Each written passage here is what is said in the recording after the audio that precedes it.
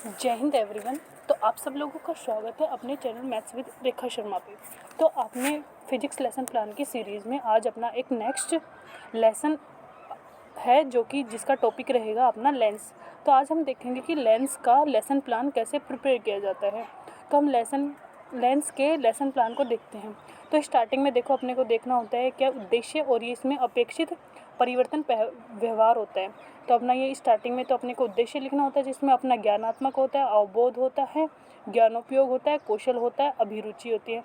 Then इसके बाद अपन चलते हैं तो अपन देखते हैं इसके बाद अपने को लिखना होता है सहायक सामग्री, यानी कि जब अपन ने लेसन प्लान प्रेजेंट किया था तो अपन ने क्या क्या सामग्री का यूज़ किया था। तो ये फिर अपने को लिखना होता है सहायक सामग्री। देन अपना आता है शिक्षण विधि या प्रविधि, जिसमें अपन जैसे कि प्रश्नोत्तर विधि का यूज़ करते हैं, व्याख्या विधि का यूज़ करते हैं या फिर प्रदर्शन विधि का। देन उसके बाद अपने को लिखना होता है पूर्व ज्ञान। तो यहाँ पे देखो पूर्व ज्ञान लिखा हुआ है। इसके बाद अपन चलते हैं क्या प्रस्तावना या फिर अपन इसको बोलते हैं पाठोस्थापना।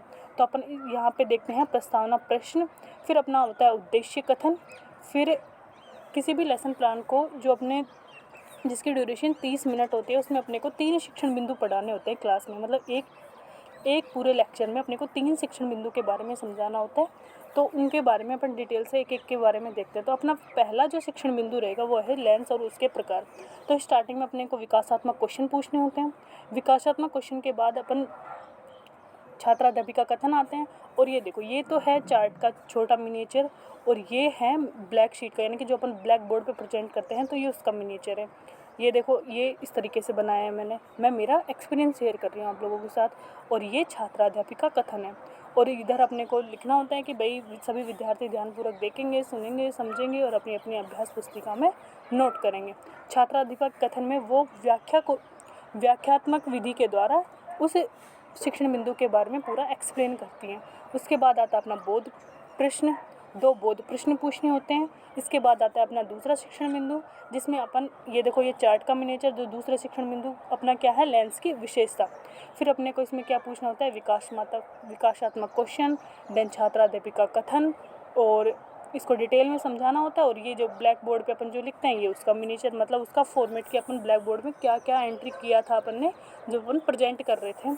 तो ये अपन को कुछ इंपॉर्टेंट लाइन जो यहाँ पे ब्लैक शीट पे लिख करके अपने को यहाँ चिपकानी होती है।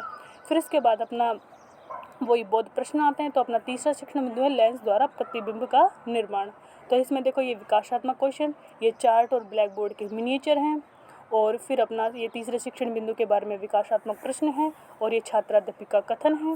देन अपने को पूछना होता है अपने बोध प्रश्न या पुनरावृत्ति प्रश्न। और उसके बाद आते हैं अपने मूल्यांकन क्वेश्चन, जिसमें अपने को 5 मूल्यांकन क्वेश्चन पूछने होते हैं। फिर लास्ट में अपने को बच्चे को गृह कार्य देकर के अपनी क्लास का समाप्त किया जाता है। तो इस तरीके से मैंने लेसन प्लान लेंस प्रकरण के बारे में प्रिपेयर किया था। आई होप आप लोगों को समझ आया होगा। यदि आप लोगों को ये फिजिक्स लेसन प्लान की सीरीज़ पसंद आ रही है तो आप इस सीरीज़ को ज़्यादा से ज़्यादा लाइक करें, शेयर करें एंड सब्सक्राइब करें। यदि आप लोगों को और अपने कमेंट सेक्शन में जा कर के आप अपनी राय ज़रूर दें। Thank you so much.